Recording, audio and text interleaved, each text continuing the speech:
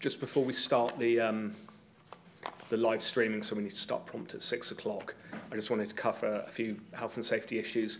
If the alarm does go, anyone at the front, not that there's going to be a big stampede, if you can go out this exit here, and then there's several other exits at the back. The toilets are just out here, men's on this floor, and then downstairs for the ladies.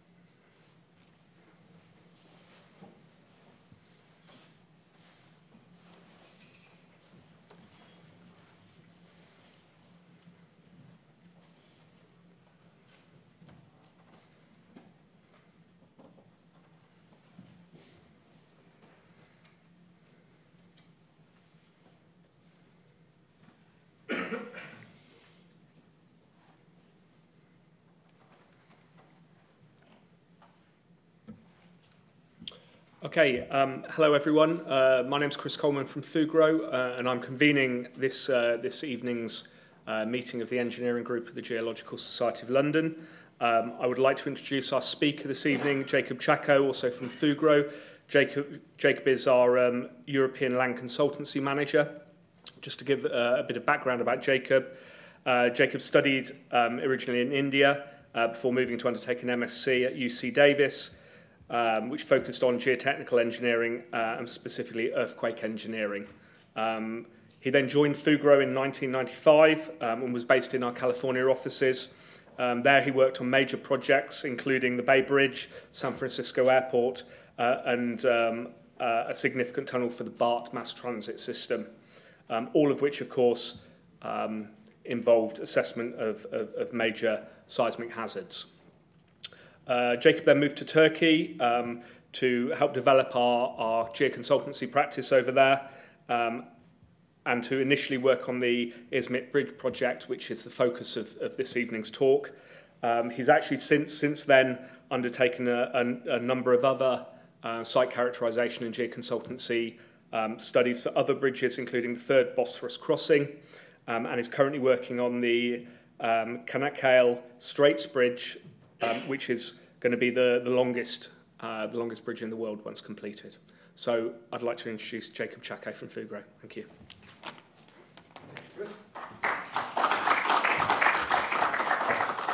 And there it is. Okay. And thank you all for coming out today, and for all the people on the live stream.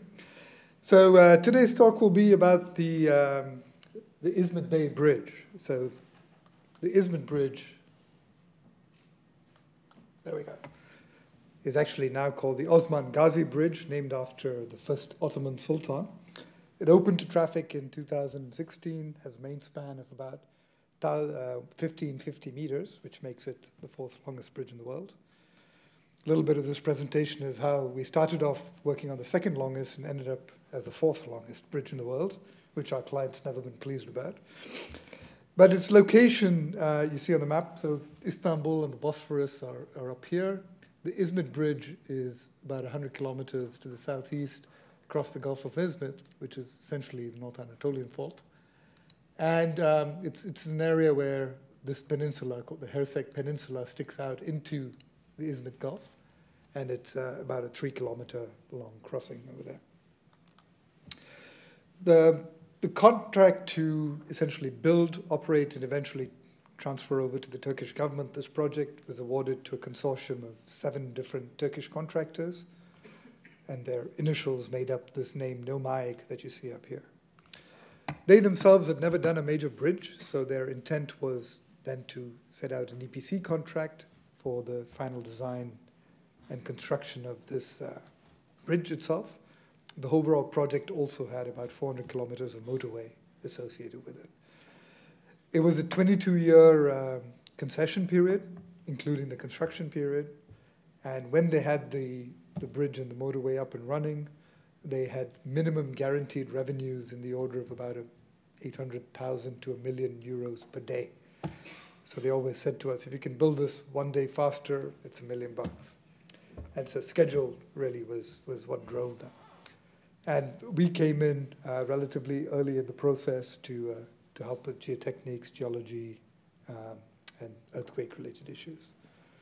Overall setting for Turkey, big picture here is the Arabian block pushing upwards at about 18 millimeters here, crashing into Anatolia around here, and then squeezing it out along two strike slip faults, the East Anatolian fault and the North Anatolian fault. And this bridge basically is across the North Anatolian fault, the plate boundary over there. And the North Anatolian fault has a known sort of progression. It has a known tendency to rupture in sort of 300 to 400 year cycles, where it goes from either east to west or west to east in a series of earthquakes. And what you see on the top is the progression of 20th century earthquakes along the North Anatolian fault. The two most pertinent ones being the ones in 1999, and the Izmit earthquake basically terminated round about exactly where our bridge is.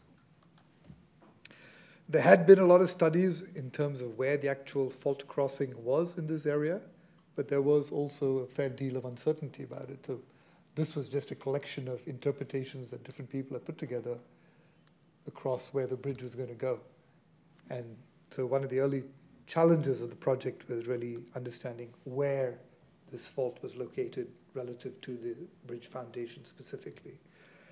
Another of the major challenges was, this was basically what we knew when we started the job, was they had these sort of very crude bathymetric data. They had a desire to build a 1,700 meter main span, which would have made it the second longest suspension bridge in the world. And not really very much else. They had an alignment. It was known that there were deep soft soils on site. There was liquefiable soil issues, etc. But none of these were properly quantified. And so when this concessionaire went to EPC contractors to essentially get a bid for the bridge, they got no bids because nobody wanted to deal with this, couldn't quantify the uncertainties associated with the fault and the ground conditions that were there, which is what brought us in there. And so we were essentially trying to help reduce these uncertainties, get meaningful bids with low contingencies, knock off some of their schedule, provide a good bait basis for their EPC contractor. And perhaps most importantly, they needed to raise money to build this project, and so to convince the banks to finance what was perceived as a high-risk project. It was really the first big BOT project that had been done in Turkey at that time. So we started off initially defining and executing a site investigation program, and it sort of had three scales at which we looked at the project. There's a regional scale, an alignment-specific scale, and then foundation-specific scale. And this view, what you see is the overall survey, the big block of the marine geophysical surveys and some onshore geophysical surveys over here. And this is essentially about a 10 by 8 kilometer area, what you see out here. And so this was the big regional view. The alignment view was then looking at what are the geo hazards more closely around there to help with alignment refinement, and then specifically around foundations. So the start of the project was with the Marine Geophysical Survey. We brought in a dedicated survey vessel for this. It was kind of interesting. We had a big range of water depths, including the need to go to some pretty shallow water. And so the Meridian, the vessel that you see in the bottom there, is actually a catamaran vessel. So it's pretty big, can handle all the equipment, but can also get into really shallow water, work 24 hours. And this is just sort of the initial bathy map that came out of the study over this entire area. And I don't know if you can see, but if you look really carefully, you can actually start to see traces of the North Anatolian fault over here, and over here, and over here, just in the bathymetric data. Going into the more detailed alignment-specific area, we had, again, in all of the areas, we were looking with the geophysics into sort of 3 different depth levels, very shallow, intermediate depth of engineering interest, so the 100 to 200 meter range, and then the geological interest deeper down to 0.5 to 1 kilometer with an air gun source. And eventually, once we got done with the geophysics and some of the interpretation of the data, the foundation locations became clearer, and then we had a grid of boreholes around each of the foundations. Prior to that, though, we did a sort of a grid of CPT soundings along the entire region to help with the alignment decisions, which provide an image of shallow stratigraphy in the project area to facilitate decision making.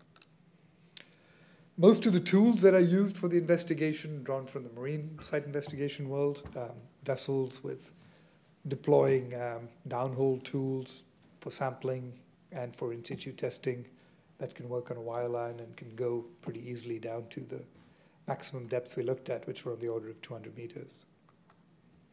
That was the vessel. There was the Bavinit. Some of you may know it. It's now retired, but did a very good job over there.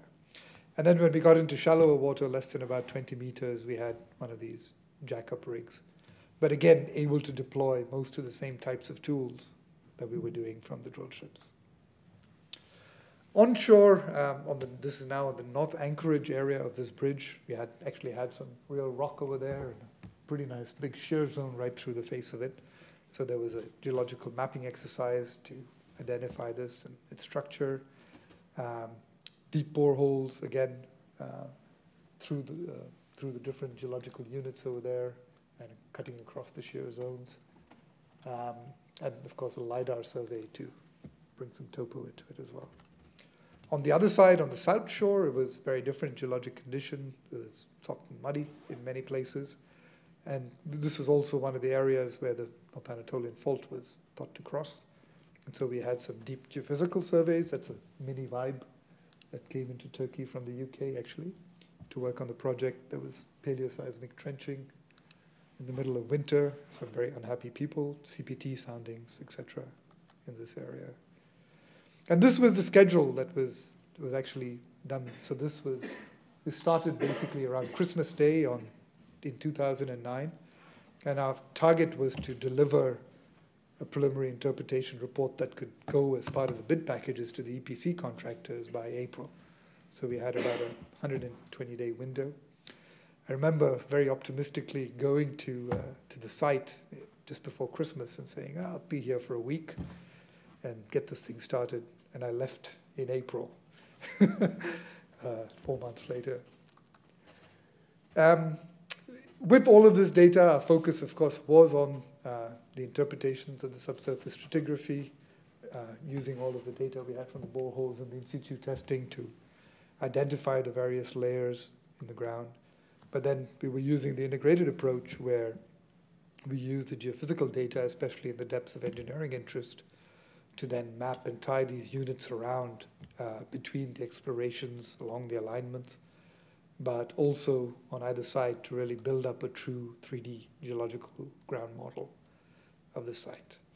And so this is not just, this is the surface view, if you will, from the north anchorage on the left, 2 main towers to the south anchorage and a big long viaduct, and I'll talk about these a little bit more. But because we had the integrated approach in here, we could map, this is the Paleozoic bedrock dipping off from the north anchorage down, and it's on the order of 100 meters deep at the north tower. And we could map surfaces across the entire area. So this is the bedrock surface dipping off from the north anchorage under the north tower and to the maximum depth we could map it, which was about 700 meters in this area. So tasks we did along the way over here. The first focus, of course, was on the Geo Hazards, and I'll talk about these faults and slope stability. The slope stability issue was identified pretty early on the south tower side. So you can see this was the original location that was planned for the south tower, and just looking at the bathymetric data, you see the scarps, you see the failures, etc. And we said it became apparent that was not good place to have a tower foundation. This was also visible in some of the high-res near-surface geophysics, where you could see the disturbed sediments in the shallow zones there. And I'll talk a little bit of how we address that later on. In terms of faulting, as I said, you could see it in the bathymetric data, but very clearly also in the geophysical data that there was a pretty broad zone of deformation with some major structures where the main trace of the fault could be mapped. Onshore as well, in the onshore geophysics, we were able to track and map the fault. And in some areas within the zone of deformation, we were even able to put sort of lines of closely spaced CPT soundings together and find over very short distances of 5 meters where we would see big changes in stratigraphy associated with the fault event. But perhaps the most interesting out of it was at the end, with the paleoseismic trenching, we were not very successful, and the reason for it was along much of the bridge alignment, there was a surface layer very recently deposited and so by the time we got down to the groundwater table, about 2 meters or thereabouts, we were still in sediments that were relatively young and didn't really have the traces of the last event in it. But towards the end of the study, as the spring came in and the water started receding in this lake, the Hersek Lake over here, we started seeing the remnants of a Byzantine aqueduct. And this aqueduct used to feed the city of Helenopolis, which was somewhere there. Helenopolis comes from Helen. Helen was the mother of Constantine, for whom Constantinople is named. And as we started mapping the aqueduct, the Romans and the Byzantines like to make things straight, we started to basically map this 14-meter-odd offset in the aqueduct, just about where you would expect the main trace of the fault to go. And then in the vertical profile as well, there's about a 0.6 to 0.7 meter shift that could be mapped in the trace of the aqueduct. So we felt pretty good about it because we knew roughly when this aqueduct was built. It was strike-slip fault, or primarily strike-slip fault. We had a measure of displacements, and so it really had a strain gauge in the ground telling us what was happening pretty close to our site. We mapped all the different data sets together, so we have the various faults that we were able to identify along the geophysical lines or CPTs or whatever at different places. But perhaps more importantly, we were able to map big blocks of areas where we could map in the geophysical data a horizon or a layer that was not faulted and was sort of at least Pliocene, Pleistocene in age. And so those became areas that we could define as being not at risk for faulting. And we were able to basically locate at least 3 of the major foundations into those types of areas. It also, sort of an end product out of this was a traffic light map. This is the main trace of the North Anatolian fault, crosses that aqueduct somewhere down here, bifurcates and comes out into 2 pieces on the western side of the Hersek Peninsula. Secondary fault deformation zone, tertiary zone where we don't have faults but we have folding, and then up to the top, basically areas where the recent horizons are flat and not deformed. On the south side, so this is now in this area down here where we were in the secondary fault deformation zone. Locating the place for the anchorage became one of the critical issues because we had all these secondary faults that we had identified. But when we looked at the geophysical data closely, there was one area, relatively short, where we could map some of these horizons across relatively uninterrupted, even though there were some buried faults beneath them. But they were not the same as these features in different places. So we targeted that as a possible lake for the anchorage, and had a series of boreholes drilled through this zone. And essentially we're able to confirm that those horizontal reflectors tied up to, on these types of cross-sections I'm showing, the yellows are sands, the reds are clays, to these boundaries between the sands and the clays. And we were able to age date the clay layers on either side and essentially confirm that there hadn't been faulting through this area, at least since the Pleistocene. late Pleistocene in this area, which, sitting in the middle of a fault that ruptures every few hundred years, is sort of a good indication that there's a low chance for faulting in this area. Ground motion was, of course, a major issue, so it required a fairly detailed seismic hazard assessment for the project. As I said, we knew we've had big earthquakes quite close to here, the 99 ruptures. And I won't go into a lot of the details of the seismic hazard assessment, but there were sort of 2 or 3 unique things that we had to deal with on this project. One was the fact that we did have the 99 earthquake that ruptured and terminated somewhere around here. So on this side, the faults have recently ruptured. Whereas on the other side, on the Princess Island side, it'd been, depending on which you consider, 300 to 500 years since a major earthquake had occurred. So incorporating these time-dependent effects into the seismic hazard analyses was one issue. The second issue was we were right next to the fault, and so the directivity issues on the effects on the ground motion needed to be taken into consideration, and also the fling effect, which is the permanent displacement of the ground as a result of faulting action close to the site.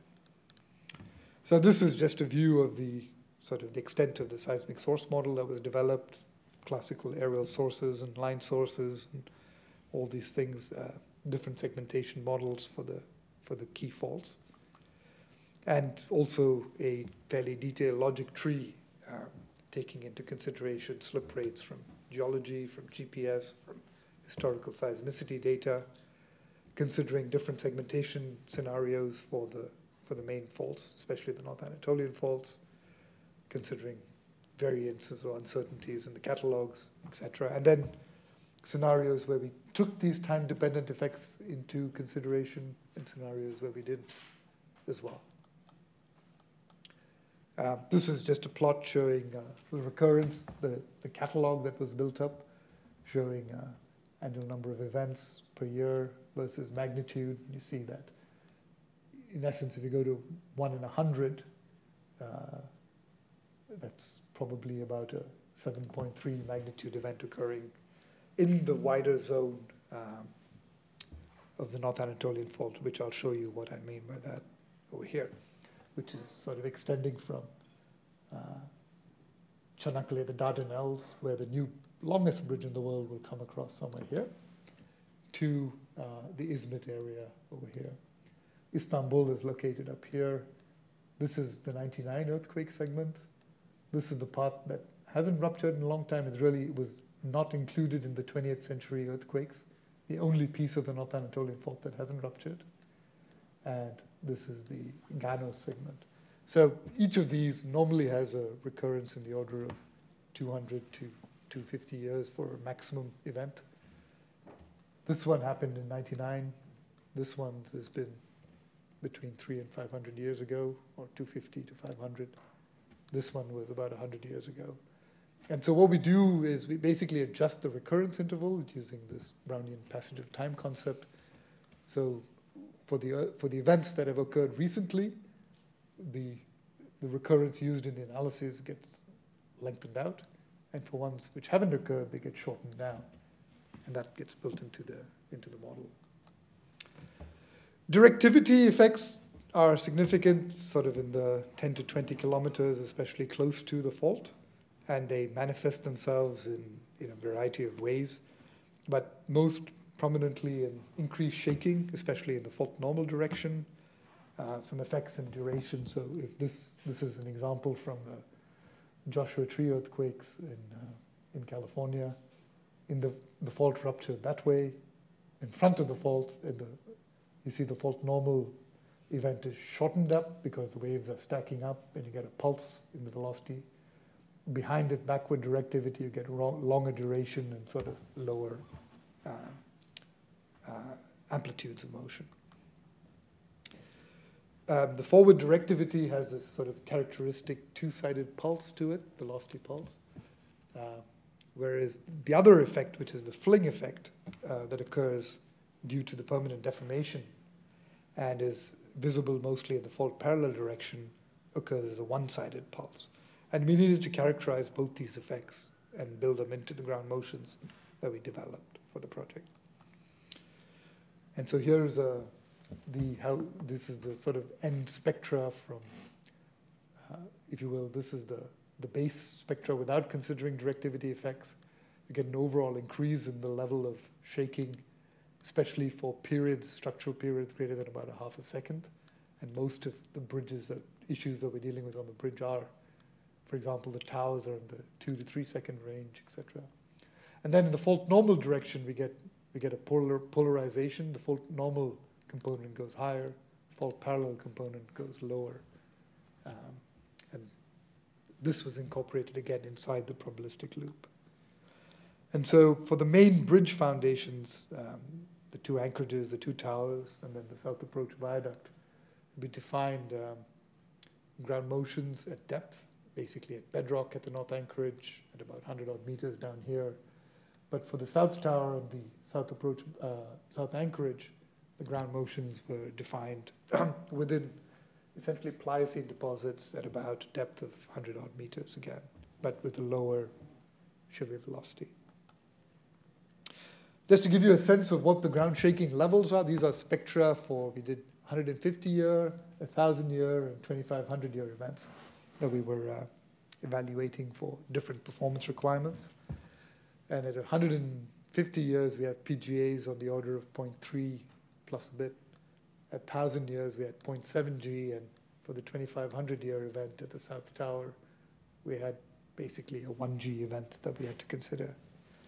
You see the directivity effects at very low return periods. The forward and backward directivity effects sort of cancel each other out. You don't really see much. But as you go to the 1,000 and the 2,500-year events, the fault normal spectral amplitudes are quite a bit higher. And so if you come to sort of the tower periods, they're getting 30, 40, 50% increases due to these directivity effects in the ground motion. We also had in the marine areas the presence of soft soils, and so site response issues had to be dealt with as well. And so we had in the boreholes themselves, we had shear wave velocity measurements, we had dynamic testing done on all the different stratigraphic horizons, and then eventually we had to do site response analyses. And because, as I said, showed earlier, there are very high shaking levels, and there are soft soils on site, especially in the upper part, you get tremendous nonlinearity in the response. And so we had, fortunately, the lab data to do it. We had the tools to run it. And so just for comparison, this is a response spectrum at depth, the black line, so defined from the seismic hazard analyses. And these are results from 14 different time histories as they propagate up from depth through to the surface. And so you see basically a de-amplification in the high frequencies or low periods. But we see a tremendous amplification in the periods that are of predominant interest. So at this area where the tower period is, for example, again, another 30, 40% increase in ground motions. This was, especially the de-amplification in this part, people were skeptical about it, because there really are not that many records of very high shaking in soft soil areas. And so we actually had to go back to centrifuge tests where people have looked at this problem before, especially in California with some of the bay muds they have in the San Francisco area. And lo and behold, we see from those tests, which were done at 0.7 G or thereabouts, you see the input motions going in and the surface responses. So we are very similar to what we see over there. And we showed that we were able to, with our tools, capture these types of responses. Then came the development and design of displacements for fault rupture. And so here again, we used a probabilistic approach in order to define displacements for each of the different performance criteria. And we did 2 different approaches. One was using, sort of similar to the seismic hazards, using magnitudes and slip rates, etc., and integrating the scenarios where the faults cross the bridge. But the second approach, because we had specific data, we had this strain gauge at our site, we looked at a displacement approach using actual data. In this case, we're integrating the different scenarios of the magnitudes of displacement that can occur and the recurrence intervals between them. And so this is just a summary of different scenarios we considered out of here. We had known displacements ranging in the order of 13 to 14 meters. We had a historical record of earthquakes. It could have been 2, 3, we even looked at 4, but it sort of really came down to 2 and 3. And the time period of the observations for these, which plugged into these probabilistic calculations. And then out of it came the results. And so when we looked at sort of the main trace of the fault, at 150 years, you don't really see much evidence of surface rupture, very small displacement demands. At 1,000 years on the main trace, we're talking about 4.5 meters of offset that could occur at the fault crossing. And at 2,500 years, about 7 meters. Along the secondary faults, these are considerably less, but still meaningful. And so we had about 1 meter for the 2,500 years and about 0.7 meters for the 1,000-year event. And because the approach viaducts actually crossed these secondary fault zones, we actually had to design, and I'll talk about that in a bit, foundations to take these displacement demands. But before that, we had to put the fling into the ground motions. And so these are now looking at the fling at the main trace of the fault, the 7 meters or 5 meters, and then attenuating with some distance away from the actual fault trace. And in essence, the fling effect is putting a permanent displacement into the ground, a single-sided velocity pulse, and then accelerations that look like that. And so we essentially had to develop ground motions where we incorporated these pulses as a function of the distance from the main trace of the fault and the magnitudes contributing to the design earthquakes, and bring them into the time histories themselves. And so you'd start with the time history, which was this thick blue line, and you'd incorporate the fling effect, and you'd end up with, in the fault parallel direction, a time history that had this pulse into it. And it had also a secondary effect in the spectrum of basically boosting the long period component of the ground motion as well. And so these time histories then went into the dynamic bridge models that were analyzed and checked for performance. Slope stability, so this was in the South Tower. I showed you those examples earlier where we had the slumps and failures. And so here, again, we had boreholes, we had CPTs, we had lab data, and we've identified the top unit along the slope as being a liquefiable unit. And so had to do analyses to try to quantify how much could the movement occur and how far does the movement extend. Because we knew we couldn't put the tower on the slope itself, but we needed to try to find a place where we could do that.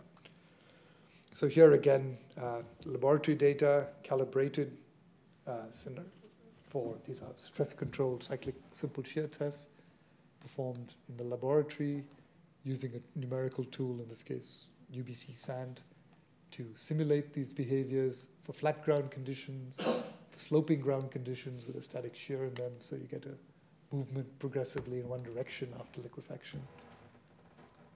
And then also checking this type of behavior against centrifuge tests to validate that your models are capable of capturing this behavior. So this is a clay embankment sitting on top of loose sand. So you have essentially a tendency for slopes to move in both directions.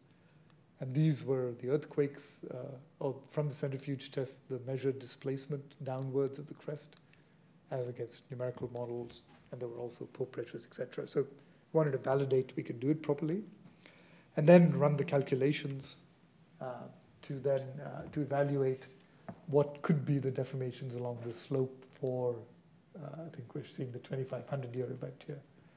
And we estimated displacements on the order of 6, 7, 8 meters over here, but then they sort of taper off as you go out.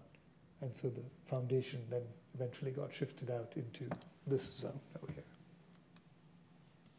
So in summary, we ended up moving the south tower off that slope, moving it down into the flatter area.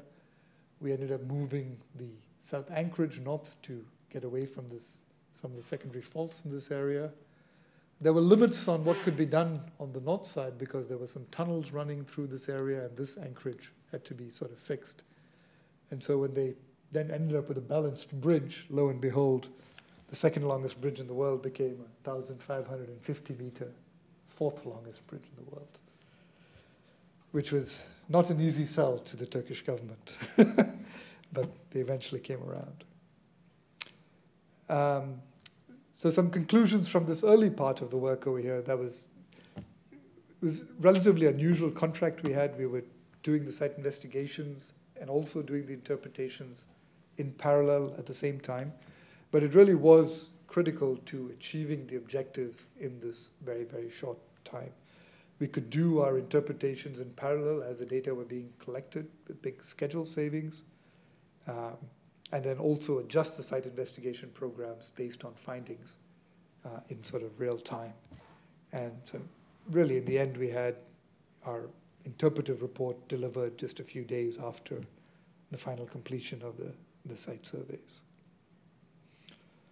But at the end of it, they got 3 bids. So when they eventually turned this into EPC contractors, they got 3 bids, and they were all within about 3% of each other. And the order of magnitude cost of the sort of work that we did at that time was about $18 million. The bridge bids were about $1.1, $1.2 billion. And so it was a small investment to save pretty big amounts on the EPC bids.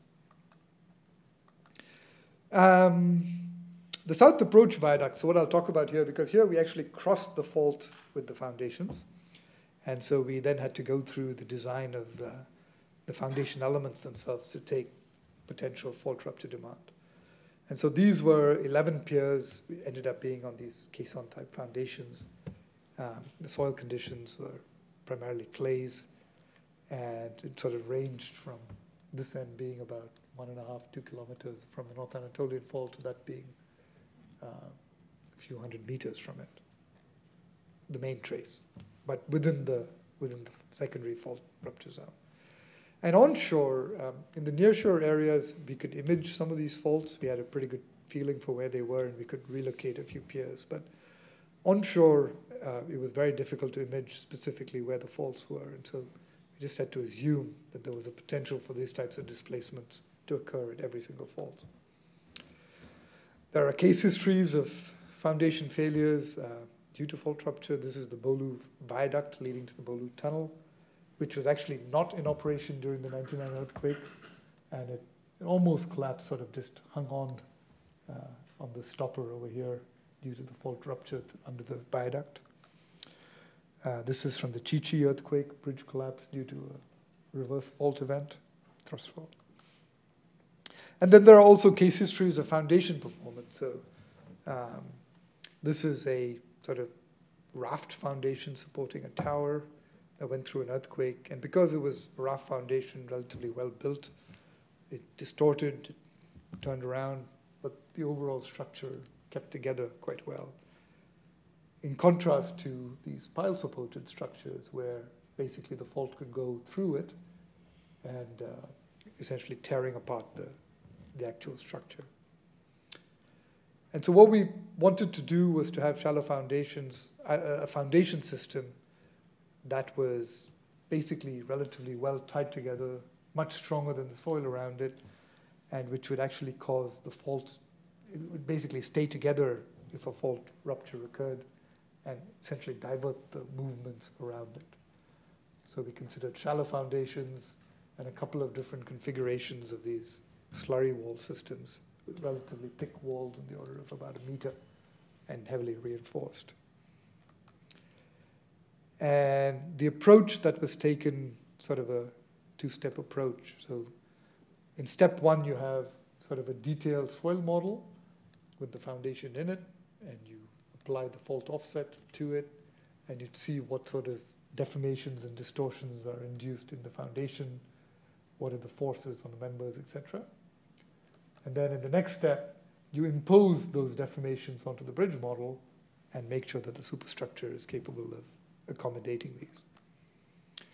So once again, before we do anything, we go through a validation step. So there were the Greek team from NTUA had done some centrifuge testing.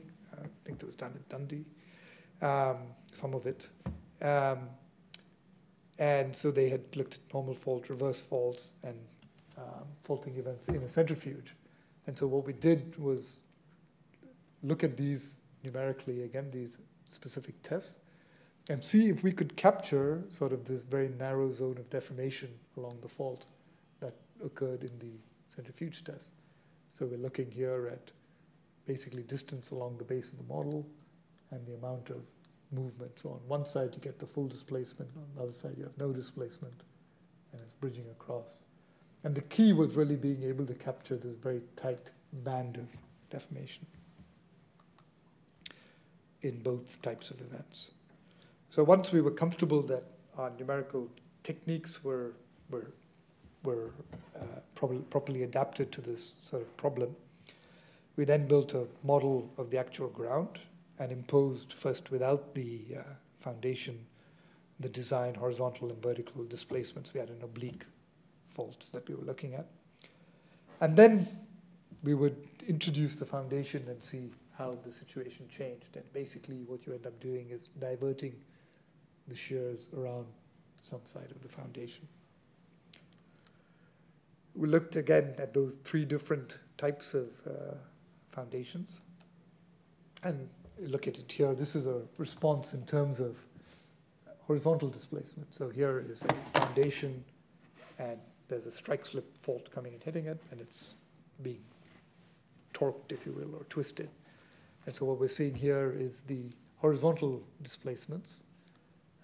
On one side, 0, the other, the design sort of 1 meter displacement, and what happens to the foundation itself around there. The next one is vertical displacements. So it's also rotating to some extent. And you see this is the shallow foundation, this is the bigger slurry wall, and this is the smaller slurry wall in this scenario. And so the shallow foundation, all of them sort of held together. The stresses in the concrete elements were not that high that they couldn't be taken.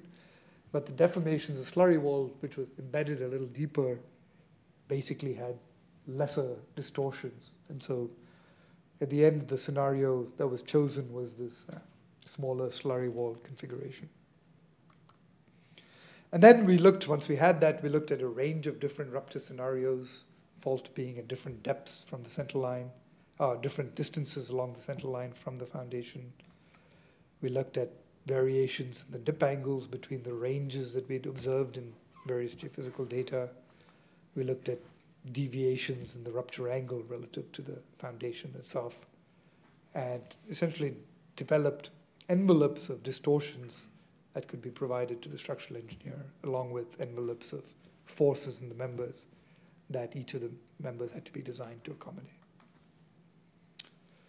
The second aspect then was, this was sort of looking at the end of the faulting event, the specific fault displacement issue, but we also had to look at the dynamic response of the viaduct itself. And so here we have, again, a substructuring approach. We have the bridge model, which the structural engineers have, with springs, foundation, soil structure interaction springs. And then these springs are driven by motions coming out of a soil model, kinematic motions out of a soil model. So this is the typical slurry foundation. They had these 1 meter thick walls, about 8 by 20 in plan view, and then depending on the location, on the order of 10 to 20 meters deep. And so developing the springs was essentially a 3D model exercised in different directions to capture nonlinear spring responses of the overall system. Because the structure itself is curved, And we have the North Anatolian fault, the main trace somewhere down here, fault normal, fault parallel directions. The fault normal and fault parallel are actually slightly different for every single foundation compared to the alignment of the bridge. And so we had to basically rotate the motions in each of these different foundations to make sure we captured this basically puts a relative displacement demand between foundations that we had to capture. And so each of the foundations then had, with the rotated motions, a 3D model that was run dynamically to capture what were the ground motion demand at the top of each of these foundations. And so you got them basically rotated in two different orientations for use in the structural models.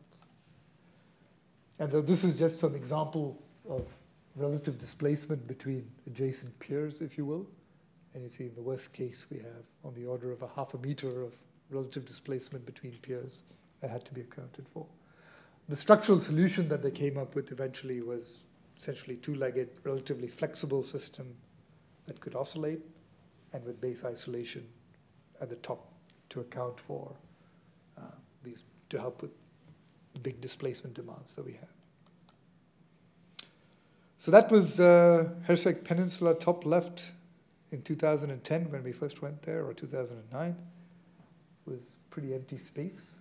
And in 2016, we have the South Approach Viaduct also through there. I'll skip that. This is the bridge, the overall at the end. It opened to traffic in July 2016. Costs about $20 to go across each way, so it's not cheap. But it's basically priced at what the ferries used to charge to cross in that area, and you do it in 3 minutes instead of 35. So that's the presentation. So if you have any questions, I'll be happy to take them.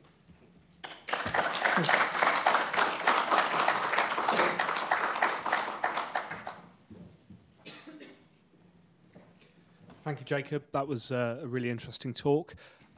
If we take some questions now from the audience here, if I could just ask if you could wait for me to pass you the microphone, and if you could just state your name and if you're associated with an organisation, that would be great. So are there any questions from the floor? Okay, I'm quite happy to start off with one myself. I was interested in terms of the site characterization program that you had in place, and about the identifying movement faulting within the quaternary deposits, which you stated in the marine environment you picked up first with CPTs and the offsets that you saw there. And my question was, did you see within those shallow quaternary deposits evidence of that faulting within the seismic geophysics as well? It's actually the CPTs were onshore. Right. Okay. Yeah, but offshore we had very clear images of the faults themselves. Okay. And so every single fault that you see mapped in the offshore area is essentially a pick on some 10, 15 different geophysical lines connected up to create the... Did you pick up any of that shallow faulting in the superficial deposits with the onshore geophysics as well? Or? Not with the onshore geophysics basically gave us the deeper structure, but you didn't have the resolution to image it very close to the surface. So there we had, so the intent actually was to fill in with the paleoseismic trenching on top of that. That didn't work very well. And so we ended up with, we did with CPTs in specific areas. And we did it, of course, with our strain gauge, the aqueduct over that. And just a further question. You've talked about how the approach, the integrated approach that was taken, where you were essentially running evaluation of the data, initial interpretation, at the same time as you still had drill rigs on site, vessels in the water, so that you could then tailor the ground investigation based on findings. Based on your findings. Would you're working on other bridge projects in Turkey at the moment? You've worked on other bridge projects since this one here. Would you recommend that as an approach for these types of investigations? It seemed to work well for this. I mean, in the absence, it has worked. So The third Bosphorus Bridge had all its foundations on shore, and it was basically on Cretaceous volcanic rocks. There was not much ground uncertainty on those projects. The Chanakkale Bridge doesn't have the plate boundary running through it, but it does have many of the same issues, and this approach was taken also in the Chanakkale Bridge project. It's been, what we had to do in essence was we mobilized a team of people to a hotel very close to the site, had processing done real time, interpretation, etc. going on, sort of on the ground, very close to the site. And the client reps basically were there with us periodically. So whenever we wanted to change something, we would talk to them and could get agreement relatively quickly and either do it or not do it at the same in real time. It worked very, very well. I think because you spend so much money on this marine plant, you really want to optimize what you get out of it. And it's terrible to come back 2 months later and say, I wish I had a borehole over there. Or, expensive assets to have on site. So you can see real cost benefits with that approach. Okay, thank you. Are there any other questions then from the audience?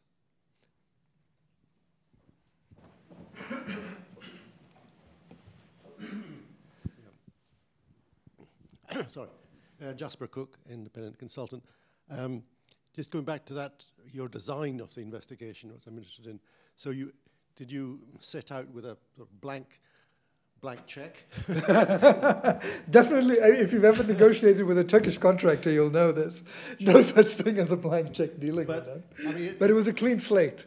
It's obviously a very good model, but one that contractually is probably quite difficult to define.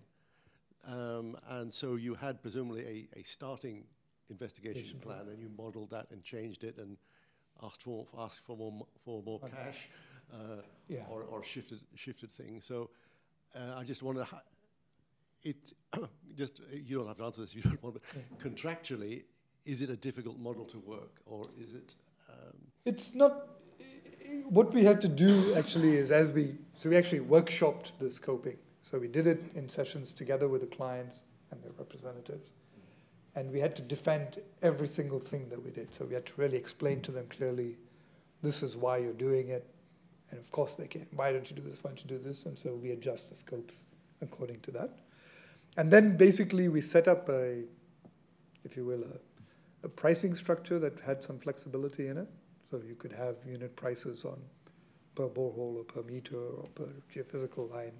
So that, and they were authorized to add one or subtract one according to that. And we could do this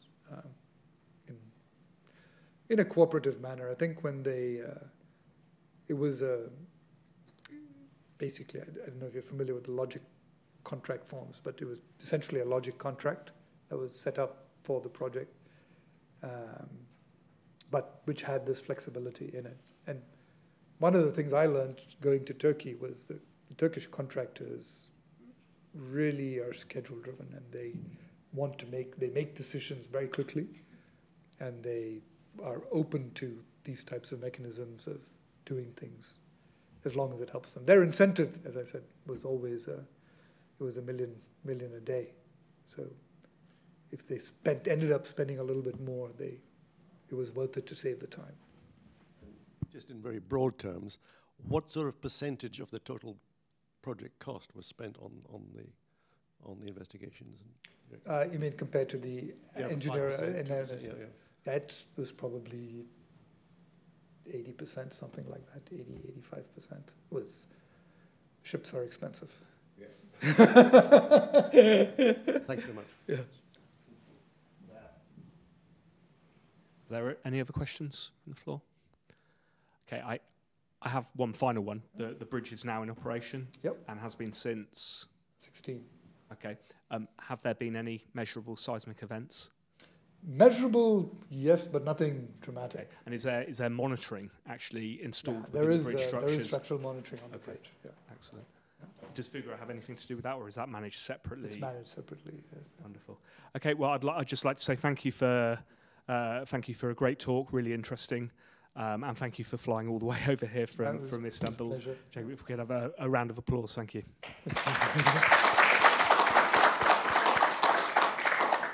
Thank you all. I would say, for the benefit of everyone that's here who's made the effort to be here in person, thank you very much. There is some wine and other refreshments available in the lower library. Everyone, and I gather that there's quite a big audience watching this on live stream, doesn't have that. So I really suggest that if you've made the effort, you do invite them.